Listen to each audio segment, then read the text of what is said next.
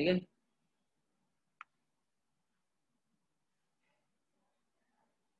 In hydrogen discharge tube, hydrogen is at room temperature. A monochromatic light is incident on hydrogen gas and this hydrogen atom excites to nth excited state. In emission spectrum 10 different wavelengths are obtained. Find n. ठीक है। wavelength of incident photon. How many wavelengths in emission spectrum which are visible without any instrument? ठीक है। तो सबसे पहले आपको बताना है कि आपको मैंने बताया था number of possible number of spectrum, जो नंबर ऑफ वेवलेंथ पॉसिबल हो सकती है कितना होता है n into n minus one by two बताया था। अगर कोई nth स्टेट से ग्राउंड स्टेट में आता है तो number of possible number of spectrum lines जो होती है कौन कौन सी होती है n into n minus one by to.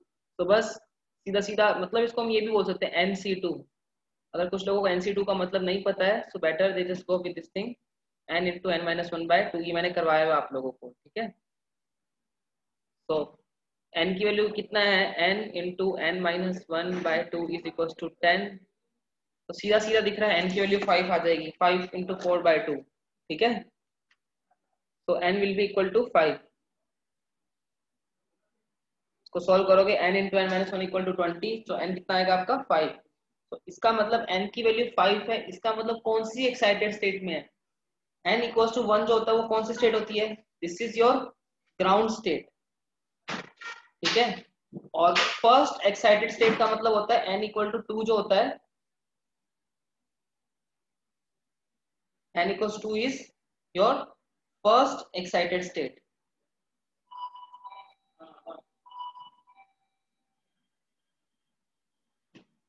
Similarly, तो n equal to 5 जो आपकी कौन सी होगी, this will be your fourth excited state, ठीक है।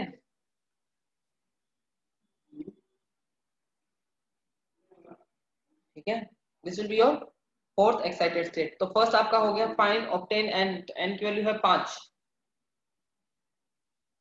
Wavelength of incident photon,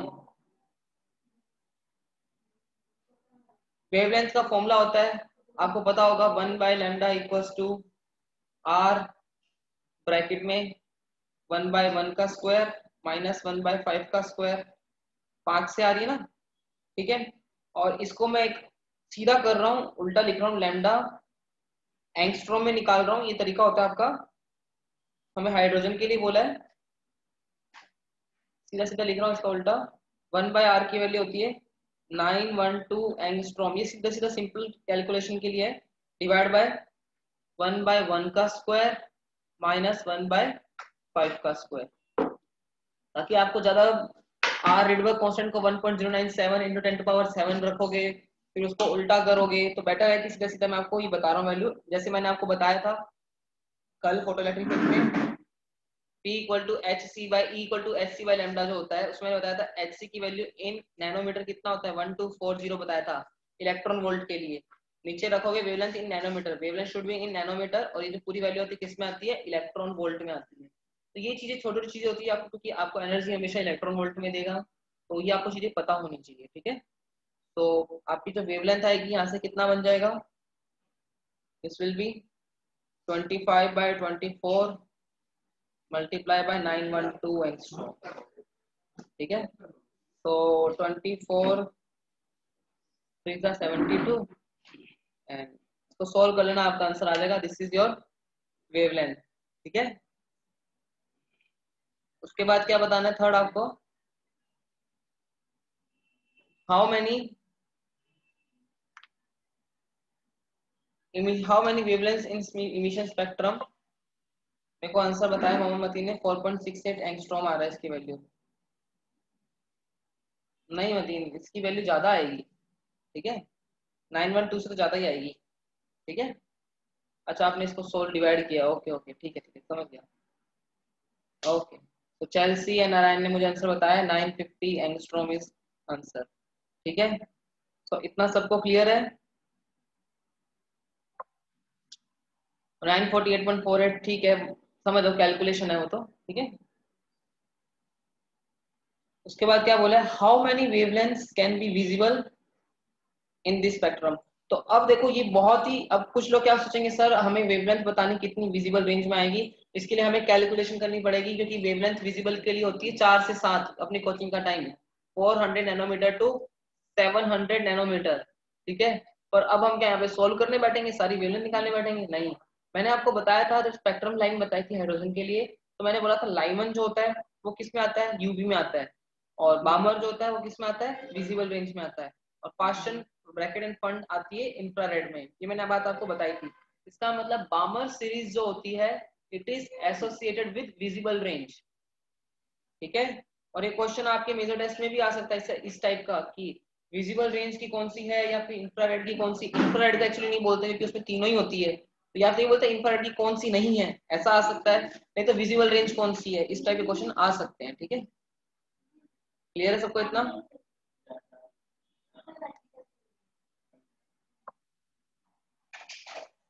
wait wait wait, no one will be in visible range, क्यों, ऐसा तो ना होगा। मैंने आपको बताया था, देखो आपका कौन सा स्टेट है, n इक्वल टू 5, 5 है, ये 4, ये 3,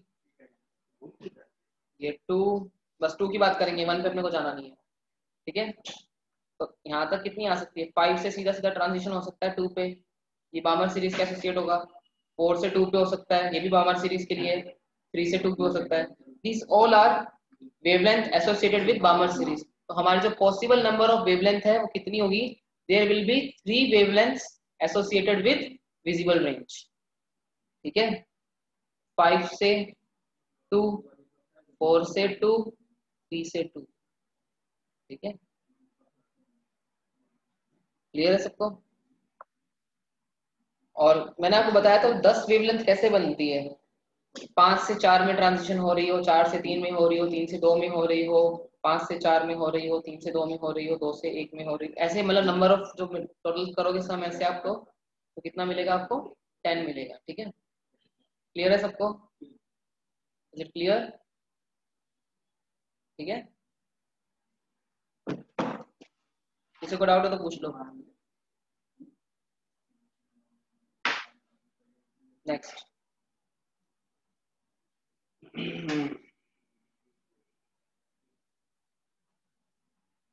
अगर किसी को डाउट हो ना तो हैंड रेस कर दिया करो चैट बॉक्स पे, नो नो मत लिखा करो। ठीक है, हैंड रेस कर दोगे तो आई विल अंडरस्टैंड कि आपको डाउट है। बिल्कुल पार्थिव पटेल, आपने हैंड रेस कर दिया है, बताओ क्या डाउट है आपको?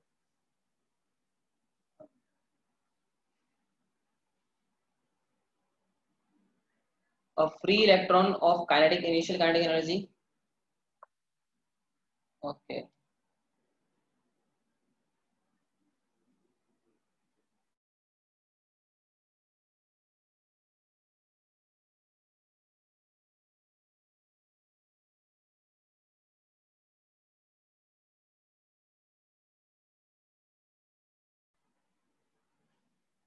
ठीक है, नेक्स्ट है a free electron of initial kinetic energy is captured by stationary proton form and forms hydrogen atom. Okay, मतलब एक इलेक्ट्रॉन और एक प्रोटॉन मिलकर हाइड्रोजन बना रहे हैं।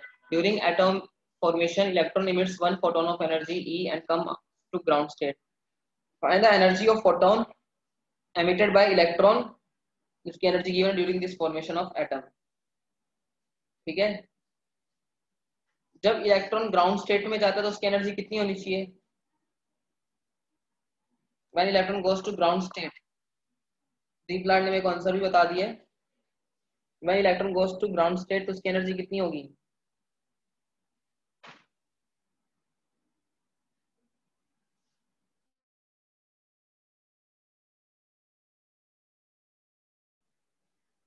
व्हेन इलेक्ट्रॉन, तो बिल्कुल मुझे बता दिए, इलेक्ट्रॉन जब ग्राउंड स्टेट में होगा तो उसकी एनर्जी होती है E n E one equal to -13.6 Z, electron का 1, हाइड्रोजन का 1 होता है, अपॉन एन के वैल्यू 1 स्क्वायर। कितना बनेगा, ई वन जो आएगा वो आएगा -13.6 in ground state, n equal to 1 state.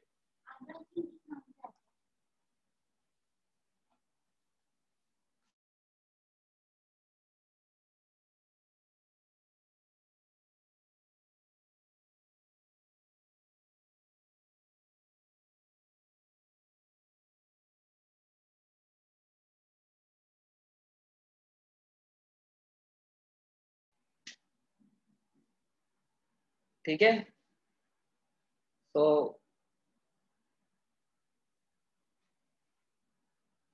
Energy loss कितनी होगी यहाँ पे 13.6 है और उसकी काइनेटिक एनर्जी कितनी है 5। तो इन दोनों का समराइज होगा तो एनर्जी जो फोटोन की होगी कितनी होगी, energy of photon is 13.6 plus उसकी kinetic energy work function plus kinetic energy 5 कितना होगा 18.6 इलेक्ट्रॉन वोल्ट। खत्म। ठीक है। तो फॉर्मेशन में जो एनर्जी रिलीज होगी वो कितनी होगी 18.6। किसी को डाउट है?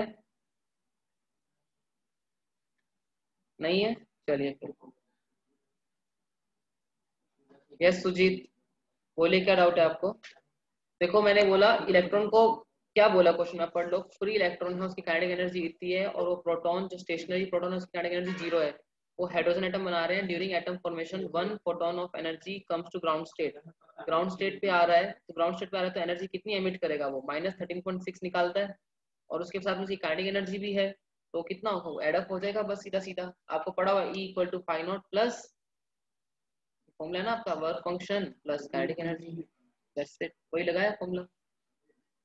ठीक है।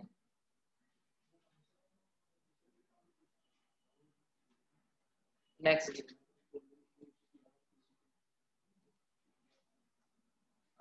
Question number 13।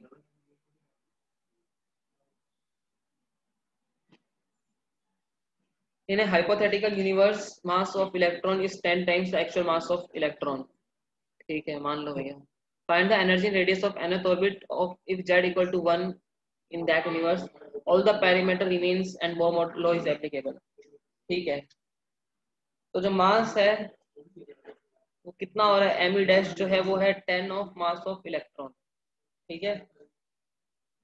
तो आपकी एनर्जी जो होती है वो हाफ एम वी स्क्वायर होती है काइनेटिक एनर्जी। तो इसका मतलब एनर्जी तो है वो तो प्रोपोर्शनल है मास के। सही है। और रेडियस में क्या होता है, हमने फॉर्मूला लिखा था m v square by r equal to k q one q two by r square, याद है आपको?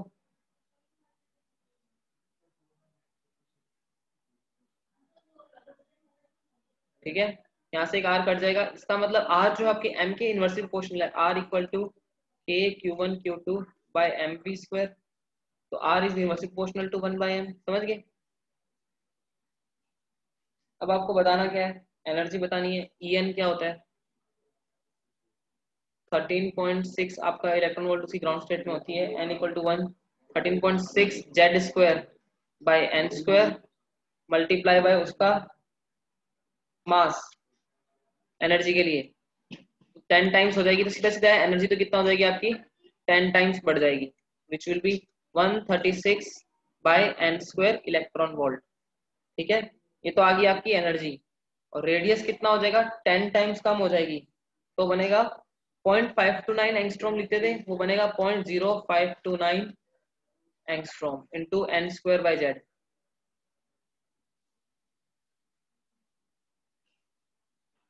जेड की वैल्यू 1 रखोगे इंटू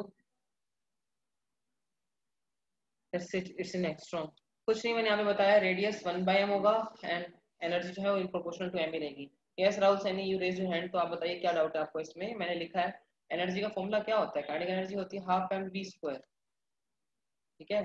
इसका मतलब एनर्जी जो होती है काइनेटिक एनर्जी, क्योंकि टोटल एनर्जी का double of minus of kinetic energy होती है। ठीक है। तो इसका मतलब काइनेटिक एनर्जी तो मास पे डिपेंड करती है ना, सीधा सीधा डिपेंड करती है, इसलिए क्या करेगा मास पे डिपेंड करेगा। ठीक है। और रेडियस में एम नीचे आ रहा है, मैंने आपको बताया भी डेरिवेशन करके। आर में देखो एम डिवाइड में जा रहा है, उसने बोला बाकी सब पैरामीटर आपको सेम ही रखने हैं, सिर्फ मास की बात की है उसने। ठीक है। क्लियर है सबको?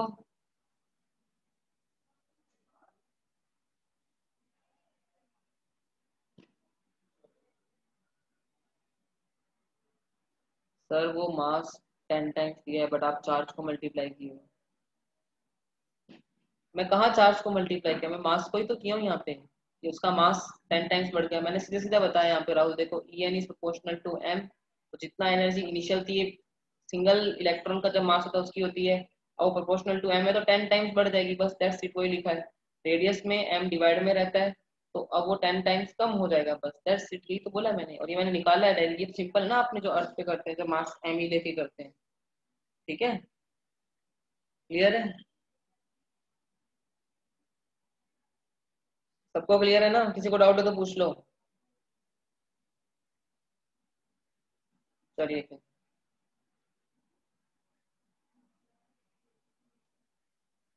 Next question.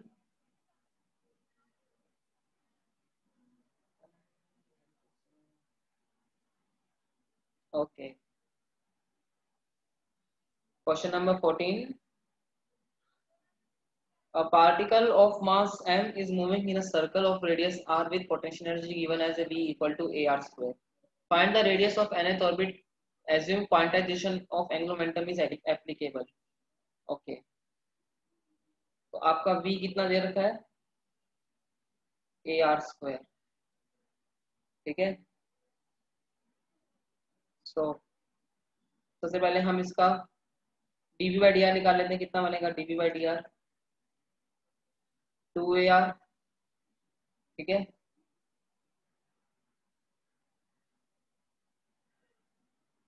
पोटेंशियल एनर्जी आपको बताइए, आपकी पोटेंशियल एनर्जी है पी। यू बोल लेते हैं, यू बोलेंगे ज्यादा अच्छा होगा। यू है आपकी पोटेंशियल एनर्जी माइनस, तो आपको पता है फोर्स होता है वो होता है minus d u by d are. पढ़ा हमने इक्विलिब्रियम, मैंने खुद ने आप लोग को करवाया है। स्टेबल अनस्टेबल और न्यूट्रल इक्विलिब्रियम के टाइम मैंने बताया था f equal to minus d u by d r. तो minus d u by d r की वैल्यू क्या बनेगी? प्लस 2ar हो जाएगा, क्योंकि माइनस तो sorry f equal to plus a r square था, तो माइनस 2ar। तो फोर्स जो आ रहा है आपका कितना आएगा? Minus 2ar। F equal to क्या होता है? Minus d u by d are. ठीक है, फोर्स आ गया, और ये फोर्स आपका सेंट्रीपिटल फोर्स बनेगा। तो क्या बनेगा? F equal to m v square by r. ठीक है, which is also equal to minus 2ar। और क्वांटाइजेशन लगाओगे तो आपको पता है angular momentum should be multiple of n h by two pi. M v r should be equal to n h by two pi. आपने postulate से मैंने आपको बताया है। ठीक है, तो यहाँ से देखो एम वी आर, तो हम क्या करेंगे यहाँ पे? पहले इन दोनों को इक्वेट कर रहे हैं, तो एम वी स्क्वायर तो पता है हमको, equal to minus m v square by r कितना है? माइनस के 2ar। यहाँ से एम वी की वैल्यू कितना बनेगी? N h upon two pi r. ठीक है, इसको सोल्व करेंगे तो आपको आर, आपको यहाँ से आर बताना है ना। Find the radius of nth orbit, आपको आर बताना है। तो एफ गिवन है, F equal to m v square by r, सही है इतना, minus 2ar। Minus sign indicate करता है कि फोर्स जो है वो अट्रैक्टिव है। ठीक है, तो इसका मतलब m v square upon r is equal to 2ar। here minus symbol indicate that force is attractive in nature, क्योंकि न्यूक्लियस और इलेक्ट्रॉन के बीच जो फोर्स लगता है वो क्या होता है? अट्रैक्टिव इन नेचर होता है। ठीक है, एंड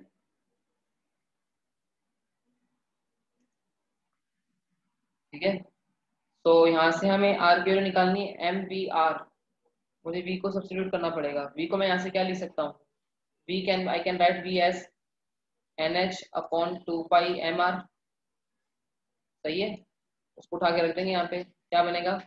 एम वी स्क्वायर की जगह n h upon two pi m r का whole square divide by r equal to 2ar। ठीक है, तो ये r square r cube r power 4 बन जाएगा। तो क्या बनेगा? N square h square upon 4 pi square, एक एम से एम कट जाएगा, एम स्क्वायर है ना नीचे एम, तो m is equal into 2a equal to r power 4। तो आर कितना आएगा? N square h square divide by 8 pi square a m का पावर 1/4। ओके, क्लियर है सबको? Is it clear? तो ये रेडियस ऑफ nth ऑर्बिट। और क्या निकालना था? बस यही निकालना था ना हमें। चलिए,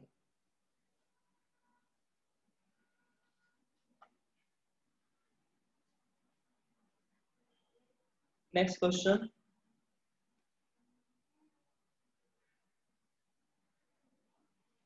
a neutron of kinetic energy 1 mega electron volt,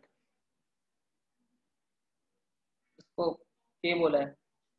neutron of kinetic energy K enters a vessel filled with low temperature pressure. Neutron gas also of low temperature. Collision of neutron with neutron is perfectly elastic. Each time neutron collide with different neutron, find kinetic neutron after n collision. ठीक है, assuming all neutrons are at rest initially. ठीक है,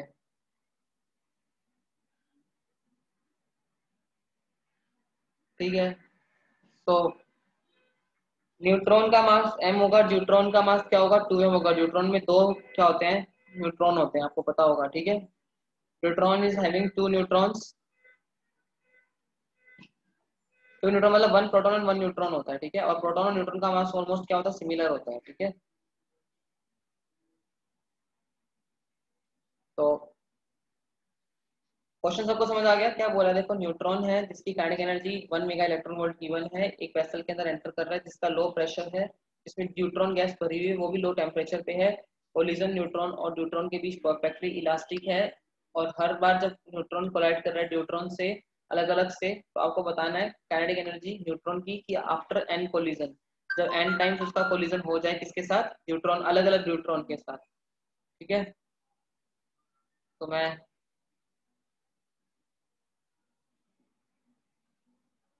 ये आपका neutron का मास m, velocity v, और neutron initially rest पे पड़ा होगा। ठीक है, मतलब ये मान लो इसकी मीन वेलोसिटी क्या होगी 0।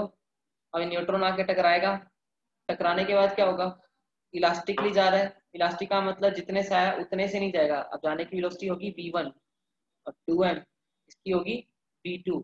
इलास्टिक का मतलब रिलेटिव वेलोसिटी ऑफ अप्रोच और सेपरेशन दोनों क्या होंगे, इक्वल होंगे। इसका मतलब v1 प्लस v2 की जो वैल्यू होगी that should be equal to v, ये मैंने उससे किया है e की इक्वेशन से, v2 माइनस v1, और दोनों के डायरेक्शन अपोजिट इसलिए प्लस हो जाएगा upon u1 minus u2 v minus 0। e आपका 1 है, यहाँ से क्या बनेगा v1 plus v2 is equal to v। ठीक है, देविका, न्यूट्रॉन का मास कितना होता है, न्यूट्रॉन में दो पार्टिकल, एक प्रोटॉन और एक न्यूट्रॉन होता है ना। ठीक है, ओके, ठीक है। उसके बाद क्या करेंगे, तो यहाँ से आपको मिल गया v equal to v1 plus v2, और इन दोनों यहाँ पे कंजर्वेशन ऑफ मोमेंटम लगा देंगे, क्या बनेगा, applying conservation of momentum. Conservation of momentum पूरे सिस्टम पे लगता है, impulse momentum individual m1 m2 पे लगता है। ठीक है,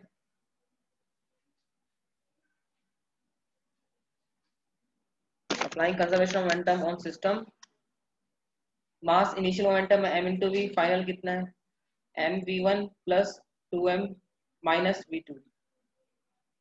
ठीक है, ये वेलोसिटी की डायरेक्शन अपोजिट है, कितना बनेगा v equals to v1 minus 2v2। Actually मेरे को v2 प्लस में लेना पड़ेगा, v1 माइनस में लेना पड़ेगा, क्योंकि v2 की डायरेक्शन में ही हमने v को, इस डायरेक्शन को पॉजिटिव लिया ना हमने, प्लस v2 माइनस v1। ठीक है शिवानी, मैंने जस्ट कंजर्वेशन ऑफ मोमेंटम लगाया। इनिशियल मोमेंटम कितना है आपको, इसका कितना होगा, p1 कितना है mv, इसका कितना है 0, इसका फाइनल वाले का कितना है mv1 माइनस में अपोजिट जा रहा है, इसका कितना है 2mv2। एड अप कर दो सबको, इनिशियल कितना है mv ही है, फाइनल कितना है माइनस mv1 प्लस 2mv2। ठीक है,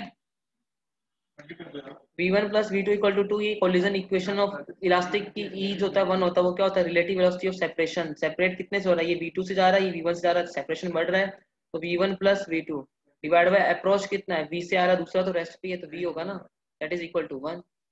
ठीक है, तो यहाँ से दो इक्वेशन मिल गई, v1 plus v2 equal to v। Clear है ना शिवानी, आपको पहले जो मैंने बताया वो, और दूसरा 2v2 minus v1 equal to v। Okay ठीक है, इन दोनों को एडअप कर लोगे, यहाँ से V1 V2 कितना आ जाएगा, V1 आ जाएगा V/3, V2 आ जाएगा 2V/3। ठीक है, V1 V2 आ गई, V/3 अब 2V/3। अब kinetic energy of neutron after one collision.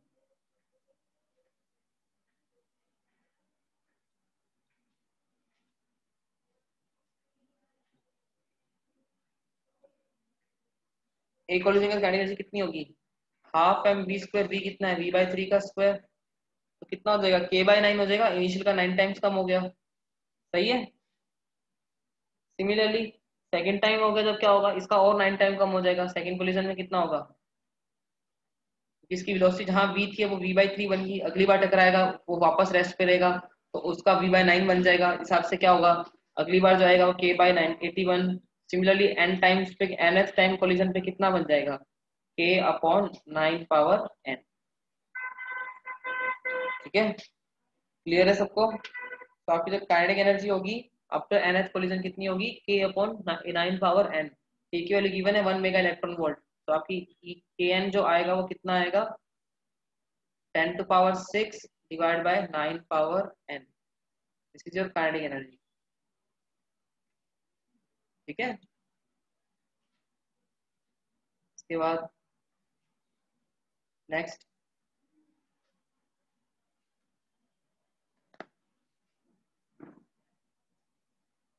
16th question, in above question how many collision kinetic energy becomes less than 1 electron volt. ठीक है, ये तो हो ही जाएगा, 1 इलेक्ट्रॉन वोल्ट से कम के कितने collision, how many collision of kinetic energy becomes less than 1 electron volt. तो 1 इलेक्ट्रॉन वोल्ट से आपको कम का रखना है।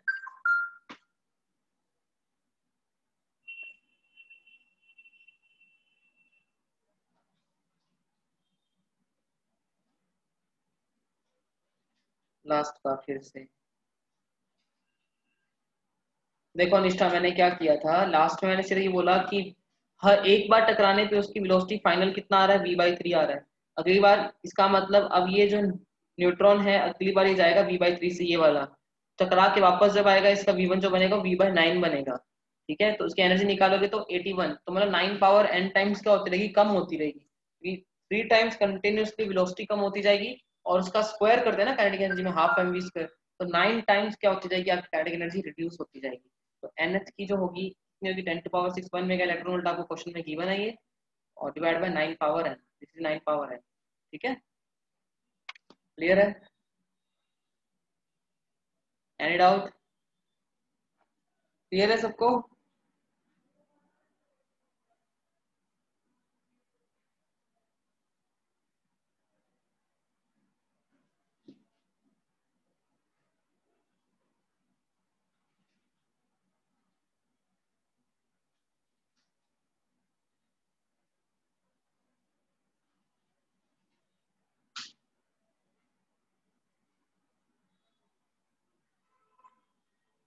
ठीक है, चलिए फिर नेक्स्ट।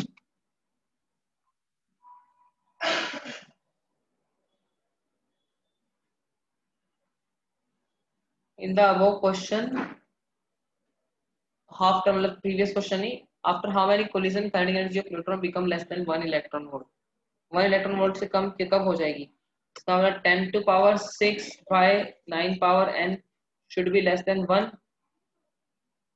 ठीक है, और इक्वल टू, ठीक है, तो कितना आएगा, 10⁶ शुड बी लेस देन और इक्वल टू 9 पावर n। अब इसको सोल्व करने के लिए या तो log ले लो, log पावर नीचे आ जाएगी, तो 6 log 10, 10 बेस ही ले लो, तो 6 should be less then n base of log 9। ठीक है, तो n should be greater than 6 divide by log 9। log 9 होता है 2 log 3,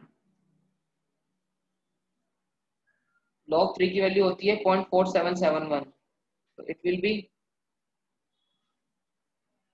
2 into 0.4771 which is almost equal to 0.94 something, 95 something आएगा। तो n should be greater than, ये जो value बनेगी 6 पॉइंट समथिंग ही बनेगी, 6.28 समथिंग, तो आपका n जो होगा it should be more than, तो नंबर ऑफ कोलिजन जो होंगे कितने होंगे, 7 कोलिजन हो जाएंगे आपके।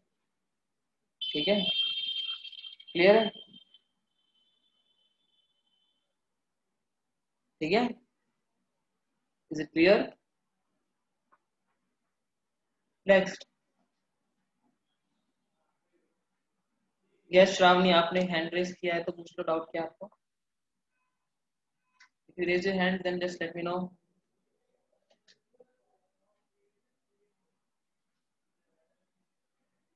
क्या डाउट है आपको?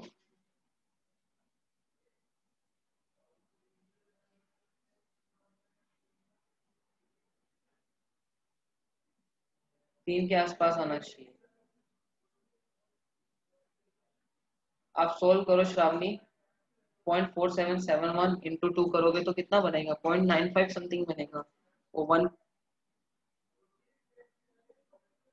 आप सीधा ये भी कर सकते हो ना, इसको काट लो ऐसे बस। 3, 3/log 3 की वैल्यू सोल्व कर लो, आपको पता चल जाएगा कितना आएगा आंसर। ठीक है, ओके चलो। नेक्स्ट क्वेश्चन है, a positronium consists of an electron and positron revolving about their common center of mass. Derive and calculate separation between electron and positron in their first excited state, kinetic energy of electron in ground state.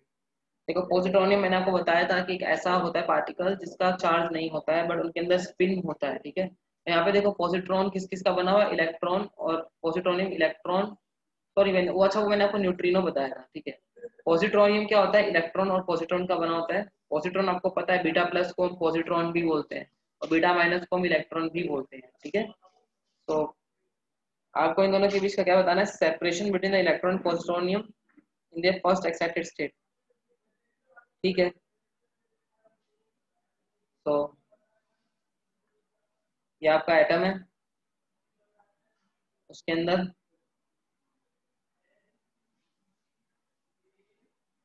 Positronium होता है E plus and electron होता है E minus.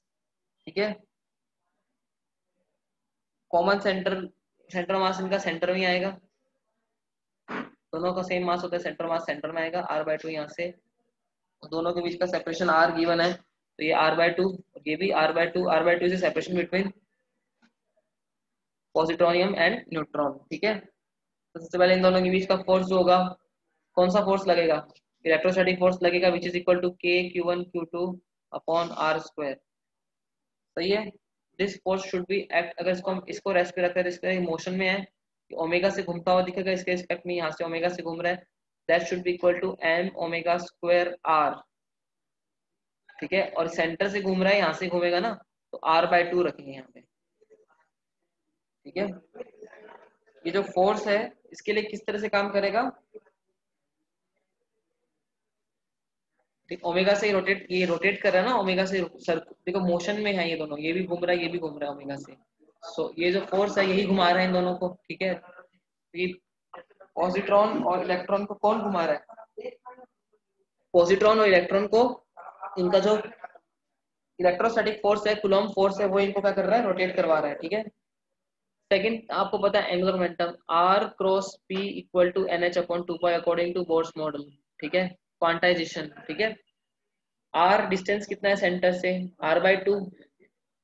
ठीक है, इसकी velocity कितनी होगी? Omega से घूम रहा है, इसका मास है m, वेलोसिटी कितनी होगी? Omega into r/2। इस पॉइंट की वेलोसिटी कितनी होगी? Omega into r/2, omega multiply by r/2।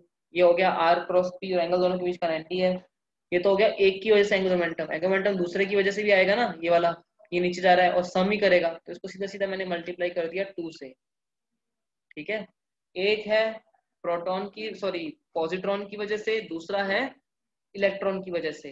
एक ऊपर की तरफ जा रहा है, एक नीचे की तरफ आ रहा है, दोनों का एंगुलर मोमेंटम लिख दिया is equal to NH upon 2 pi. दोनों सपोर्ट कर रहे हैं इसलिए प्लस, अगर अपोज करते तो माइनस होता। ठीक है, तो कितना बनेगा? m omega r square by 2 is equal to NH upon 2 pi. ठीक है, this is by conservation of angular momentum, और ये फोर्थ की इक्वेशन। इन दोनों इक्वेशन को सोल्व करोगे तो आपको किसकी वैल्यू, r की वैल्यू चाहिए, तो सीधा सीधा बोलता हूँ ये जो वैल्यू है ये इसके इक्वल NH अपॉन 2 पाई के, तो क्या बनेगा? K e square by r square is equal to NH upon 2 pi. यहाँ से आर कितना आ जाएगा, बट यहाँ पे ओमेगा स्क्वायर है, यहाँ पे ओमेगा है, कि दोनों इक्वल नहीं है। वेट, हम सीधा नहीं कर सकते, मैंने सीधा ले लिया था।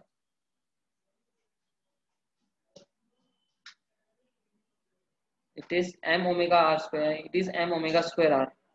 ठीक है, तो यहाँ से देखो k e square by r is equal to m omega r square by 2 into omega, ऐसे लिख सकता हूँ मैं।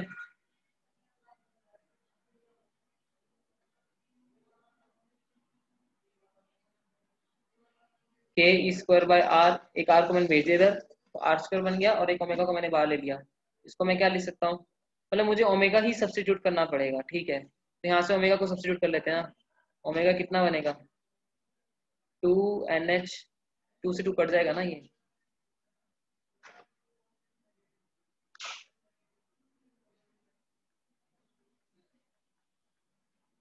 ठीक है, 2 से 2 cancel, omega equal to NH upon पाई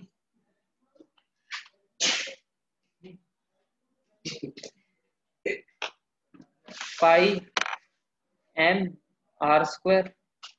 इस ओमेगा को उठा के रख देंगे किसमें, इस इक्वेशन में, ताकि आपको आर मिल जाएगा। तो क्या बनेगा, k e square by r square is equal to m omega square. Omega की वैल्यू कितनी होगी, NH अपॉन, ये N है मेरा, ठीक है, NH upon pi m r square into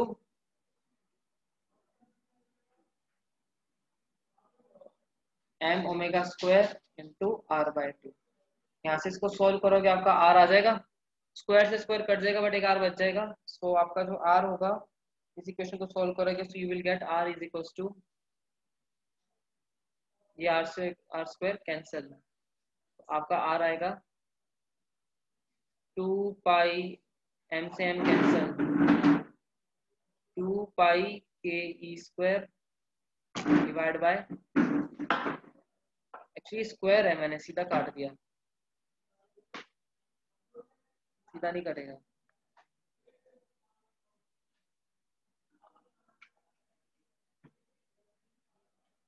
weight a second, square है, स्क्वायर को खोलना पड़ेगा पहले।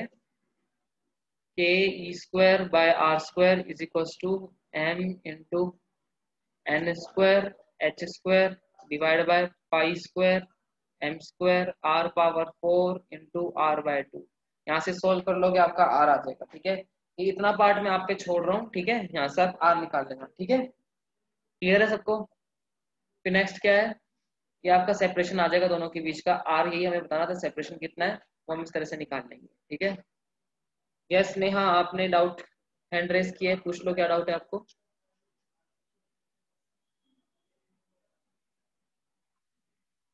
शॉर्ट में फिर से, रुको मैं वो वापस समझा देता हूँ। ठीक है, देखो क्या बोला है इस क्वेश्चन में।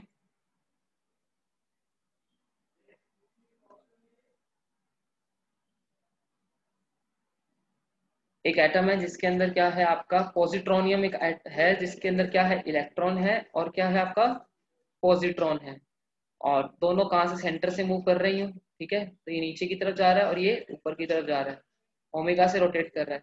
दोनों के बीच का सेपरेशन को हमने आर माना, तो ये आर बाय 2 और आर बाय 2, इनका सेंटर मास के सेंटर पे ही होगा, कॉमन पॉइंट होगा। ठीक है, तो इसकी वेलोसिटी कितनी होगी, ओमेगा इंटू आर बाय 2, और इसकी वेलोसिटी होगी ओमेगा इंटू आर बाय 2। ठीक है, क्लियर है इतना। इनको घुमा कौन रहा है, इलेक्ट्रोस्टैटिक फोर्स घुमा रहा है। सो k Q1 Q2 by r square is equal to, इसके लिए क्या करेगा, सेंट्रीपिटल फोर्स का काम करेगा, is m omega square, distance कितना है आर बाय 2।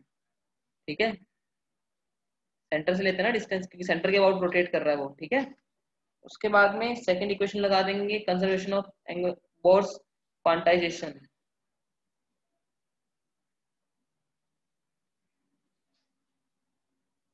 जिसमें L equal to n h upon 2 pi, l को हम क्या लिख लेते हैं, m v r equal to n h upon 2 pi, m बाहर, v कितना होगा ओमेगा r/2 एक की वजह से, और r डिस्टेंस भी कितना है r/2, और ये एक नहीं दोनों लगा रहे हैं इसलिए इसको 2 से मल्टीप्लाई कर लिए, that is equal to NH/2 pi. ठीक है, तो यहाँ से एक 2 से 2 कैंसल, और ये भी 2 कैंसल आउट, तो यहाँ से ओमेगा की वैल्यू कितनी आएगी NH/2 पाई r² × m। ठीक है, ये ओमेगा आ गया, फिर आप इसको रख दो, इसमें रख दो ओमेगा की value ke² / r² is equal to m, omega square की वैल्यू कितनी है small NH/2 pi r² m का होल स्क्वायर इंटू r/2। एक m से m कट जाएगा, एक m बच जाएगा, इसको सोल्व कर लेना, आपका r आ जाएगा। ठीक है sir, when will get the study material modern physics? Modern physics का आपको स्टडी मटेरियल बहुत जल्दी मिलेगा, और सेकंड नहीं आएगा W में, ओमेगा में 2 नहीं आएगा। ओके अच्छा, मैंने 2 लगा दिया, ठीक है, और 2 नहीं आएगा, 2 ऑलरेडी कट चुका है ना। ठीक है, थैंक यू देविका बताने के लिए। ठीक है, और देखो यहाँ से एक r² कट जाएगा, क्या बचेगा ke² equal to n² h² पाई² r² मैंने काट दिया इंटू m इंटू r/2। ये r से कार कट जाएगा, r क्या बनेगा, और r will be n² h² divide by पाई² ke² m। ठीक है, क्लियर है, इंटू 2, तो जिसको हम इस पूरी इक्वेशन को हम इस फॉर्म में लिख लेंगे, हमने पहले सोल्व किया हुआ है 0.529, बस ये 2 मल्टीप्लाई में एक्स्ट्रा आ रहा है इसलिए इंटू 2n²। ठीक है, इससे रेडियस उन दोनों के बीच का भी डबल होगा ना, सेंटर से नहीं है ना, डायमीटर है ना इसलिए। ठीक है, m एंड m तो कटेगा ना, वो m² है, यहाँ पे स्क्वायर है। ठीक है, और यहाँ पे बाहर एक सिंगल m है। ठीक है, क्लियर है सबको अभी, is it clear? Next, kinetic energy of electron in ground state. Kinetic energy बतानी है, काइनेटिक एनर्जी क्या होती है हाफ mv² इन ग्राउंड स्टेट, तो डिवाइड बाय n² होता, हाफ v कितना होगा ओमेगा r/2 का स्क्वायर, ओमेगा रख लेना, r/2 रख लेना, कितना बनेगा हाफ m ओमेगा²r²/4। ओमेगा स्क्वायर r की वैल्यू क्या होती है, मैंने आपको बताया था यहाँ पे omega square r is equal r/2 is equal to ke²/r²। ठीक है, तो वो रख लेना, यहाँ से कितना बनेगा 1/4 बाहर, m omega square r/2 into r, इसको लिख लेंगे हम 1/4 ke²/r² इंटू r, कितना बनेगा 1/4 ke²/r।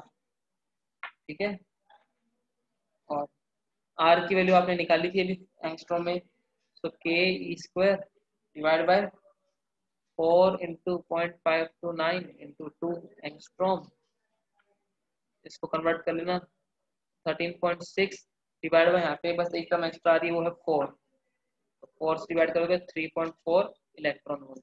That's it. आपको खुद को पता डिस्टेंस डबल और स्पीड हाफ हो गई। हम यहाँ पे स्पीड जो रखते थे नॉर्मल ओमेगा आर रखते थे, यहाँ पे ओमेगा r/2 है, तो kinetic energy just 4 time half हो जाएगी, 4 टाइम रिड्यूस हो जाएगी।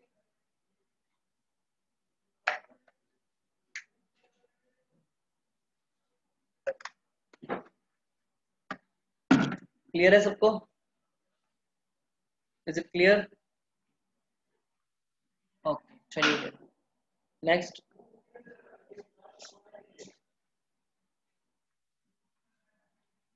Next question.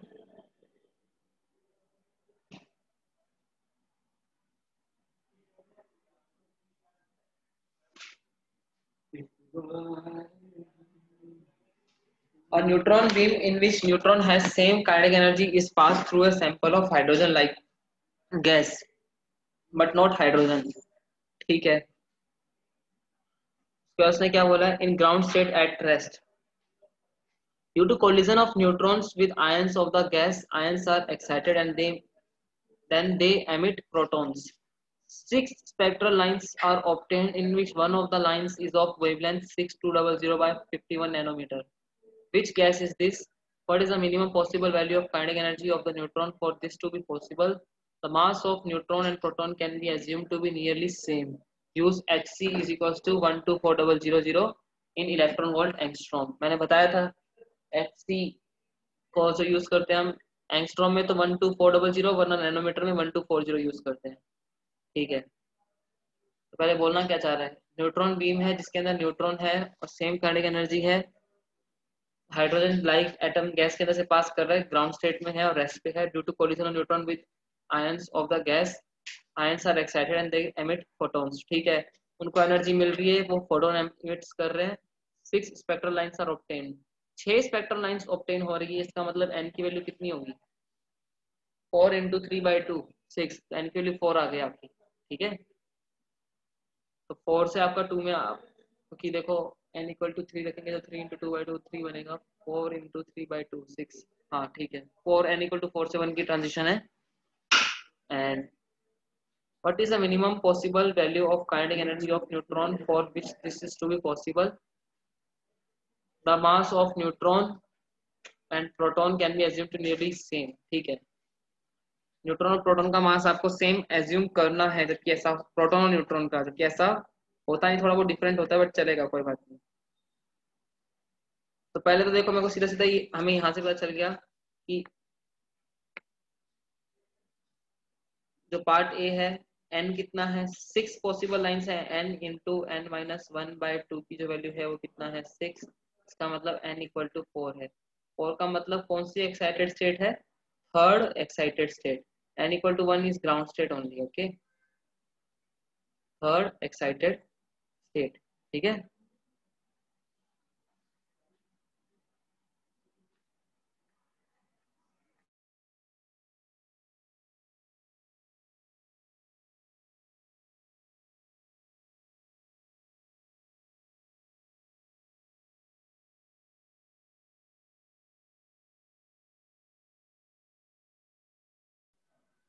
ठीक है, थर्ड एक्साइटेड स्टेट। एंड आपको एनर्जी कितना गिवन है,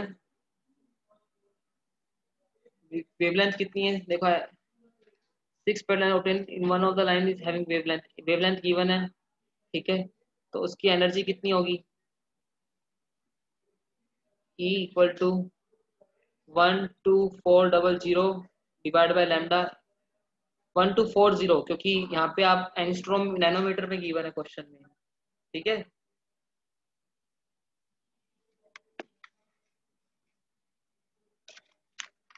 ठीक है, इट्स इन नैनोमीटर, तो हमें 124 सिंगल जीरो रखना होगा। ठीक है, डबल जीरो नहीं।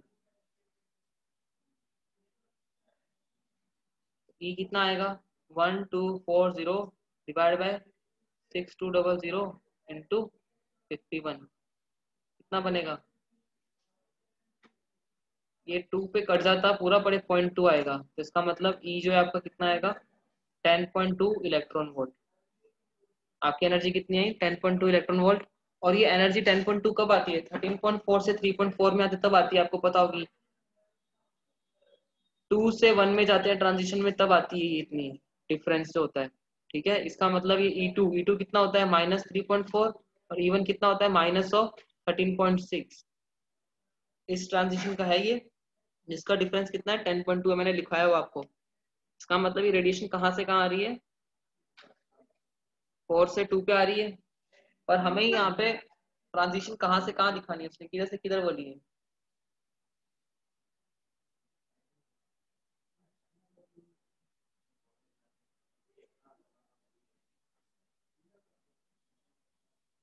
ये दिस इज फॉर, ये हाइड्रोजन के लिए होता है बट हमें हाइड्रोजन लाइक बोला है, फॉर हाइड्रोजन ओनली। तो अब हाइड्रोजन नहीं बोल के कोई और बोला है जिसका डिफरेंस 10.02 है। ठीक है, तो वो कौन सा होगा,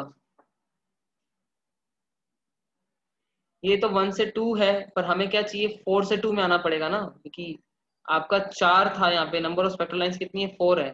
ठीक है, तो आपको 4 से 2 पे आना पड़ेगा, तब भी उतना होगा। इसका मतलब उसका 4 टाइम्स हो जाएगा वो, ठीक है। हमें इसका मल्टीपल रखना है, 10.2 होना चाहिए सामने, यहाँ पे r into Z square.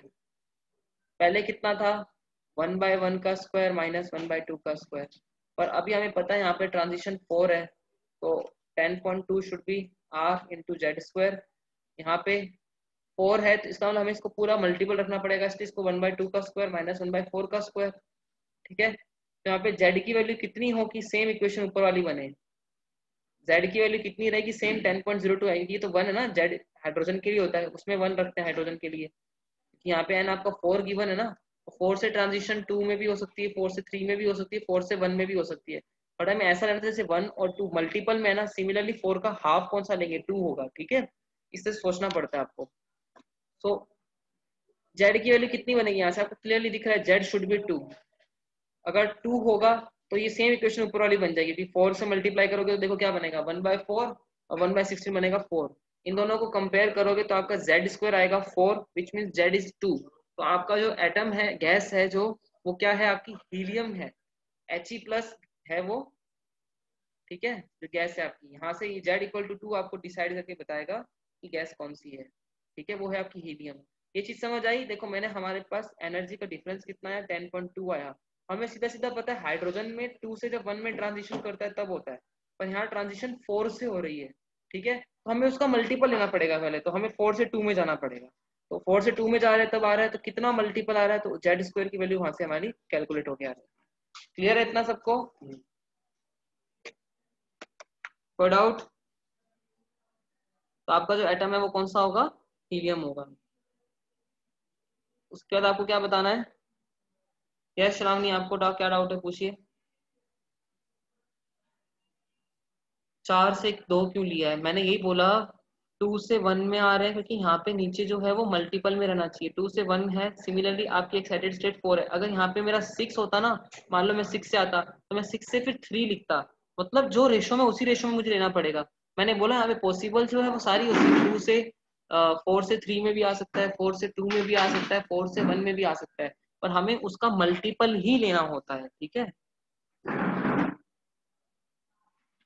It can be 1 also, but फिर वो नहीं बनेगा ना वैसा, इसलिए डिफरेंस जो है आपका ये मल्टीपल होना चाहिए फर्स्ट टर्म का।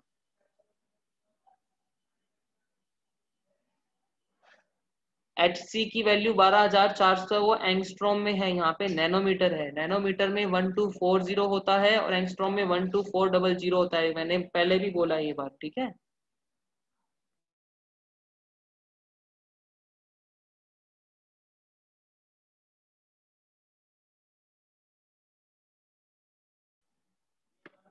क्लियर है सबको, किसी को डाउट है तो भी पूछ लो अभी, ठीक है। उसके बाद क्या बताना है आपको, which is gas is this, helium है, what is minimum possible value of kinetic energy of neutrons for this is to be possible for the mass of neutron, और उसका मास सेम मान रहे हैं, ठीक है। चलिए, इतना सबको समझ आ गया ना, क्लियर है ना सबको इतना। चलिए, ठीक है।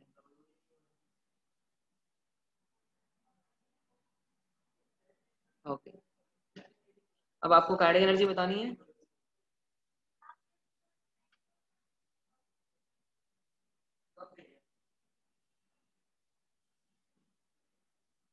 इसका मास m, वेलोसिटी u, एंड इसका मास 4m, और 4m के लिए हीलियम का मास, न्यूट्रॉन हीलियम के अंदर 2 प्रोटॉन 2 न्यूट्रॉन होते हैं, इसने बोला है कि दोनों प्रोटॉन और न्यूट्रॉन का मास क्या है, सेम मानना है, तो 4 हो गया, और एक न्यूट्रॉन का मास m है।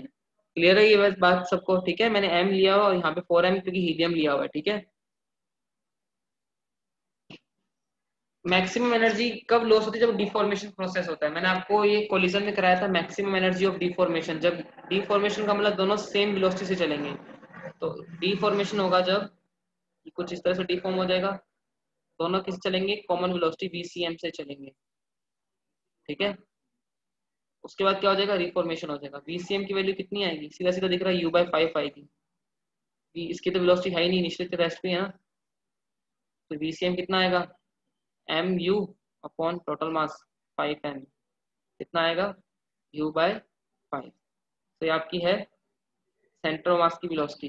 तो loss of kinetic energy loss होता है ना आपको, इनिशियल निकाल लो और माइनस इसकी सेंटर ऑफ मास की निकाल लो, कितना बनेगा हाफ, इनिशियल कितनी थी half m u square, 4m की तो जीरो ही है, 4m उसकी वेलोसिटी कितनी है 0, माइनस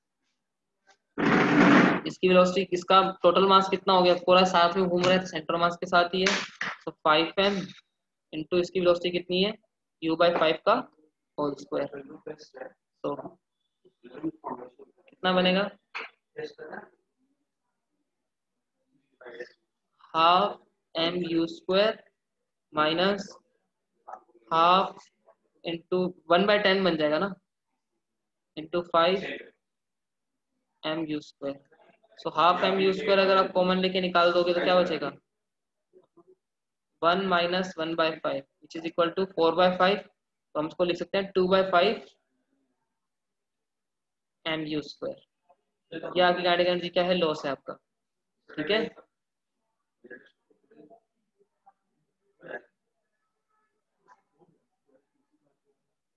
इतना क्लियर है सबको, what is the minimum possible value of energy for neutrons this is to be possible, ठीक है।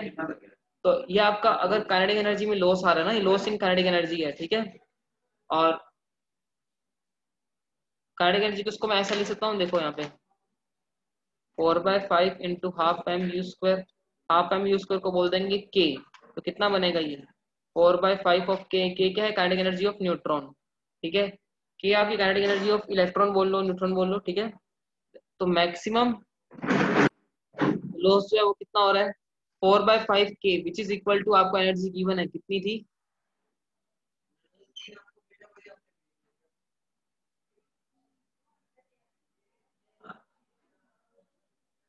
ठीक है बस यही था, ठीक है हो गया, क्या कर रहा हूँ पता नहीं मुझे खुद को भी, ठीक है। इतना समझ आ गया सबको, इज इट क्लियर। तो आपकी जो एनर्जी लॉस आ रहा है वो कितना आ रहा है 4/5 इंटू के क्या है काइनेटिक एनर्जी जो टकरा रहा है उसकी इनिशियल जो काइनेटिक एनर्जी है विच इज के, ठीक है। क्लियर है सबको, किसी को डाउट?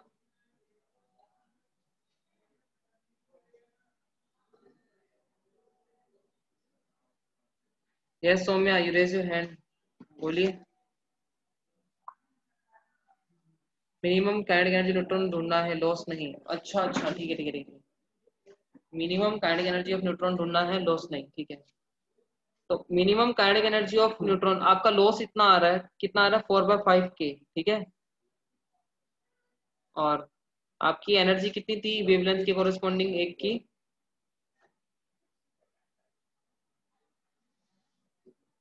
10.2 हमने निकाली थी ना शायद, एनर्जी कहाँ गई मैंने पीछे निकाली थी, वेट अ सेकेंड, हमने एनर्जी निकाला था E n equal to 10.2 electron volt, ठीक है। हमने काइनेटिक एनर्जी निकाली थी, ठीक है। तो इसका मतलब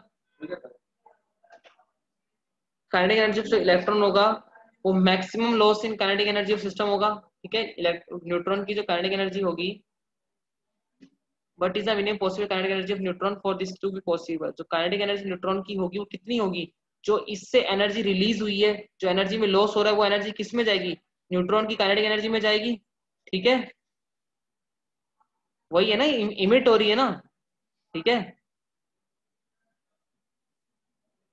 जीरो ओके, क्योंकि वो जो इमिट हो रही है वही जाएगी ना। यस धीरेन्द्र आपने भी हैंड रेस किया है,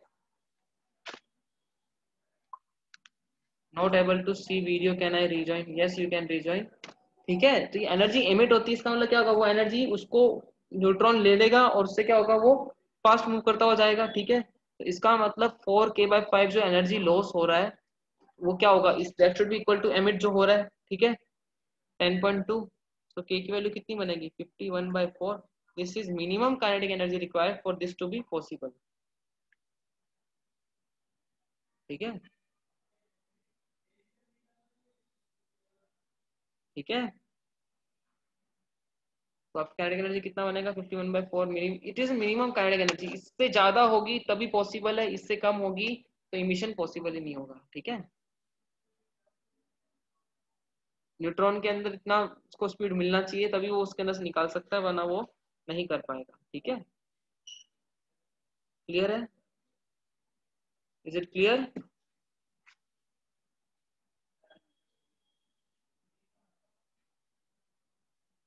ठीक है, चलो फिर नेक्स्ट। नेक्स्ट आपका, अब आपका एटम पूरा हो चुका है चैप्टर। एटम के हमने 8 क्वेश्चन कर लिए। ठीक है, अब हम चालू कर रहे हैं nucleus. Binding energy of nuclei carbon, iso carbon, nitrogen, oxygen are 80, 90, 100 respective. What is the order of stability?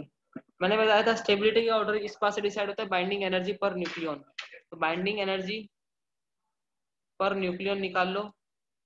पहले की कितनी, कार्बन का कितना 80, उसका मास कितना है 12 एटॉमिक मास, नंबर बोलते हैं, मास नहीं बोलते, मैंने बताया था आपको। ये आगे कार्बन का। नाइट्रोजन का कितना आएगा 90/14, एंड ऑक्सीजन का कितना आएगा 100/16। तो जिसका सबसे ज्यादा, ठीक है, जिसकी बाइंडिंग एनर्जी सबसे ज्यादा होगी वो सबसे ज्यादा क्या होगा, बाइंडिंग एनर्जी पर न्यूक्लियन जिसकी सबसे ज्यादा, वो उतना ही ज्यादा क्या होगा, स्टेबल होगा। इसकी वैल्यू आएगी 40/3, 6.67 mega electron volt. This is 90/14, ये बनेगा 6.42 समथिंग मेगा इलेक्ट्रॉन वोल्ट। ये बनेगा 100/16, 6.25 मेगा इलेक्ट्रॉन वोल्ट। इसका मतलब कार्बन सबसे ज्यादा स्टेबल है, उसके बाद नाइट्रोजन, उसके बाद oxygen. This is order of stability. Clear है? क्लियर है सबको? चलिए,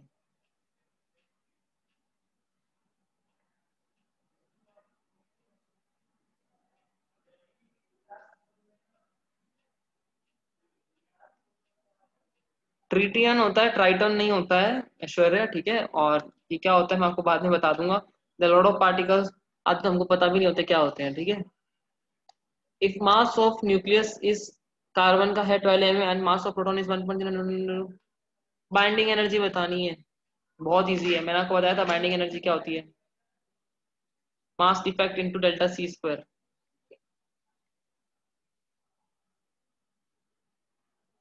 ठीक है, तो डेल्टा एम निकाल लो। कार्बन में क्या होंगे, 6 ही प्रोटॉन है और 6 ही क्या है, न्यूट्रॉन है।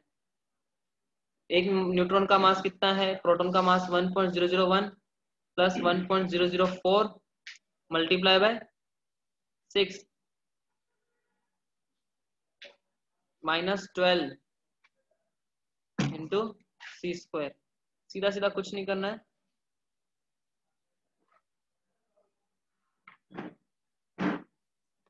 कितना बनेगा ये, 0.005, सही है। 1.001, कितने जीरो जीरो, दो दो जीरो होने चाहिए, मैंने 3 जीरो लगा दिए। This should be 2 zeros only. तो ये बनेगा 0.005 इंटू 6, और इसको मैंने बताया था 931 मेगा इलेक्ट्रॉन वोल्ट लिख सकते हैं। तो ये बनेगा 0.03 इंटू 931 मेगा इलेक्ट्रॉन वोल्ट। ये बनेगा 27.93 mega electron volt. This is your binding energy of carbon. Clear है सबको? Is it clear?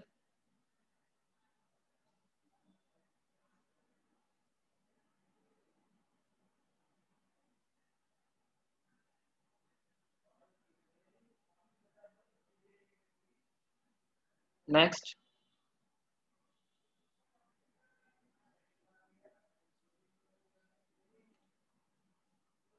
Question number 13, sorry 21। Nucleus x जिसका एटॉमिक मास नंबर है 100 was at rest undergoes an alpha decay. Find out the kinetic energy of daughter nucleus. मैंने आपको बताया था kinetic energy of daughter nucleus का formula होता है A/A-4 into Q. अच्छा, डॉटर न्यूक्लियस का बताना है, सॉरी सॉरी, मैंने अल्फा पार्टिकल का नहीं पूछा, इसने kinetic energy of daughter nucleus बताना है। तो सबसे पहले आपको क्यू निकालना पड़ेगा, Q which is equal to delta m c square. तो ये टूट किस में रहा है, एक्स आपका टूट रहा है वाई में, जो डॉटर न्यूक्लियस है, एक्स 100 है और वाई 96 है, मैंने उल्टा लिख दिया। एक्स आपका 100 और वाई कितना होगा 96 प्लस अल्फा पार्टिकल जिसका होता है मास 4 2 ऐसा। एटॉमिक नंबर की बात इसने नहीं की है तो हम उसकी बात नहीं करेंगे, हमें मास उसी से मतलब होता है। तो डेल्टा एम कितना आएगा, उसका कितना है, एक्स का गिवन है, वाई का गिवन है और अल्फा का गिवन है, तो रख दो। एक्स का कितना है 100, मैंने आपको बताया था एक्स का पहले रखते हैं क्योंकि वो अनस्टेबल है, वाई का बाद में रखेंगे, -96.001 -4.001 multiply by c square into या फिर 931 मेगा इलेक्ट्रॉन वोल्ट, ठीक है। तो क्यू जो आएगा विल बिकम, क्यू की वैल्यू कितनी बनेगी, यहाँ से 100 कट जाएगा, बचेगा क्या, 0.9 -1 -1 multiply by 931 mega electron volt. तो क्यू यहाँ से 9 7 63 6.5 समथिंग आएगा, 6.51 मेगा इलेक्ट्रॉन वोल्ट, ये क्यू आ गया। अब आपको काइनेटिक एनर्जी बतानी किसकी, डॉटर न्यूक्लियस की। काइनेटिक एनर्जी डॉटर न्यूक्लियस क्या होगी, मैंने बताया था अल्फा पार्टिकल की जो होती थी वो होती थी A/A-4/A, उल्टा चलता था। तो इसमें क्या बनेगा, 4, अल्फा पार्टिकल का मास कितना है 4 ना रख के एक्चुअली अब इसको पूरा उसमें रखना पड़ेगा कन्वेंशनली, 4.004 अपॉन टोटल मास कितना है 100.002 इनटू, क्योंकि उनका जो काइनेटिक एनर्जी होती है उनके मास के रेसिप्रोकल होती है, जिसका मास कम होता है उसकी काइनेटिक अल्फा पार्टिकल की ज्यादा होती है और डॉटर न्यूक्लियस की कम होती है, ठीक है। इनटू क्यू, क्यू कितना आपका 6.51, यहाँ से आपका बनेगा ये 4 डिवाइड बाय 100 1/25 के आसपास, वो बनेगा 0.263। This is your kinetic energy of daughter nucleus.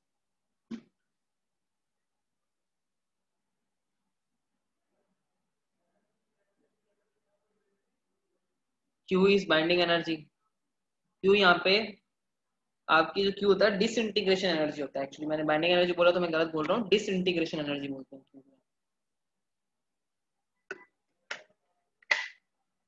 Formula वही रहता है, binding energy, mass defect, disintegration energy, ठीक है। ये मैंने खुद ने करवाया, मैंने आपको बताया भी था, kinetic energy of alpha particle जो होता है वो होता है A-4/A × Q, और डॉटर न्यूक्लियस का क्या होगा 4/A-4 × Q, ठीक है।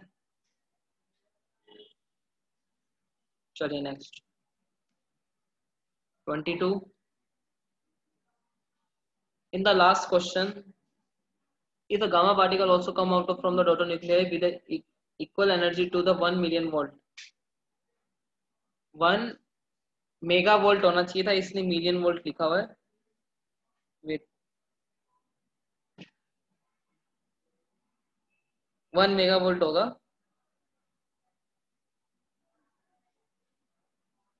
Find out the total final kinetic energy of alpha particle.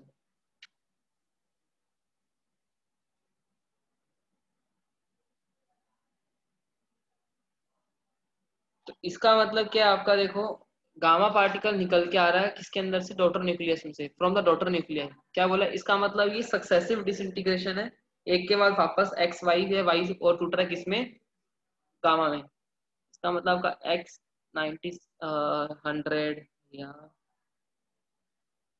X 100 टूट रहा है, वाई 96 प्लस अल्फा, और ये वाई आपका टूट रहा है वापस, वाई 96 आपका स्टार है 96 प्लस गामा। तो इसका मतलब इसके पास ये 1 mega electron volt extra energy है ना, ले रहा है। इसका मतलब टोटल कितनी आई थी आपका क्यू 6.51 5152 जो भी था, मैंने लास्ट क्लास में अभी निकाला था, उसमें से इसकी इसको इतना गामा लेके जा रहा है, तो ये माइनस कर देंगे, Q-1 कितना बनेगा 5.51। अब काइनेटिक एनर्जी ऑफ फोटोन उसका निकालना है, किसका, अल्फा पार्टिकल की काइनेटिक एनर्जी निकालनी है। तो बस काइनेटिक एनर्जी अल्फा पार्टिकल कितना होता है A-4/A × Q-1, और A-4 की वैल्यू उसने 96.001 रखनी पड़ेगी अपॉन 100.002, ठीक है। दोनों का सम इंटू Q-1 कितना है 5.51। सॉल्व कर लोगे आपकी काइनेटिक एनर्जी अल्फा पार्टिकल क्या आएगी 5.29 मेगा इलेक्ट्रॉन वोल्ट। ठीक है, बस इतना है कि डिसइंटीग्रेशन सक्सेसिव डिसइंटीग्रेशन है, तो गामा पार्टिकल भी आगे जाके टूट रहा है, इसका मतलब क्या होगा कि वो थोड़ी बहुत एनर्जी वो खुद भी खा जाएगा। ठीक है, क्लियर है? और कोई डाउट है तो पूछ लो। बाकी का एक नेक्स्ट ये जो क्वेश्चन है,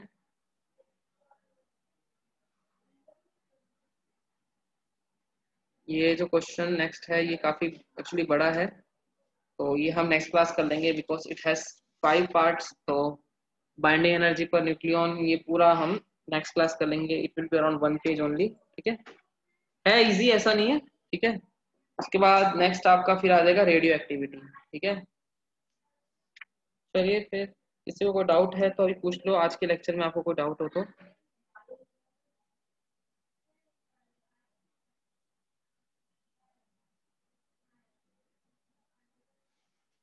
सर लास्ट क्लास का स्क्रीनशॉट नहीं भेजा मैंने, एक ग्रुप में तो डाला था स्क्रीनशॉट, और मोहित लास्ट क्लास का वीडियो भी यूट्यूब पे अपलोड कर चुके हैं, तो आप वीडियो भी देख सकते हो। ठीक है, लास्ट क्लास का वीडियो, अगर आपको स्क्रीनशॉट चाहिए तो मैं आज आपको इसके साथ भेज दूंगा। ठीक है, आपको हर एक क्लास का वीडियो सेम डे आपकी उस पर आ जाता है, मतलब मैं डाल देता हूँ सेम डे ही, ऐसा नहीं है कि डिले नहीं होता है, 2-3 घंटे का डिले होगा बट सेम डे आपको वीडियो मिल जाएगा। ठीक है,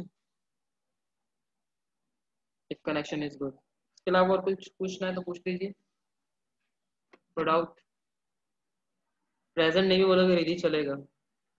तो सबको क्लियर है, और अभी मेजर टेस्ट होगा उसका पेपर आपका ऑलरेडी बन चुका है। ठीक है, मॉडर्न फिजिक्स आ रहा है, मॉडर्न फिजिक्स पूरा आ रहा है। ठीक है, एंड उसके अलावा ये आपका करंट इलेक्ट्रिसिटी आ रहा है। ठीक है, तो करंट इलेक्ट्रिसिटी में आपका सब कुछ आ रहा है, इलेक्ट्रिक इंस्ट्रूमेंट और application of KVL KCL, post box office, post box not office, post box, Wheatstone, meter bridge, potentiometer, galvanometer, conversion, सब कुछ। ठीक है, एंड द रेशियो जो रहेगा वो आपका, I think for NEET students 20 questions are there for current electricity and 25 questions are from modern physics, and for JEE 13 questions are current electricity and rest 12, not the 13, it's 11 question are from this post box। ये हमें पढ़ा नहीं है, post box same Wheatstone की application ही होती है, तो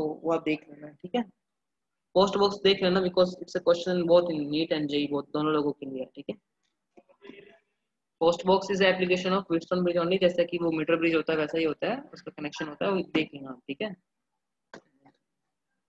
तो ठीक है, और मॉडर्न फिजिक्स इजी ही रहेगा, इतना डिफिकल्ट नहीं है, ये चैप्टर भी इजी है अभी। ठीक है, तो चलिए फिर, I am ending this meeting and thank you everyone.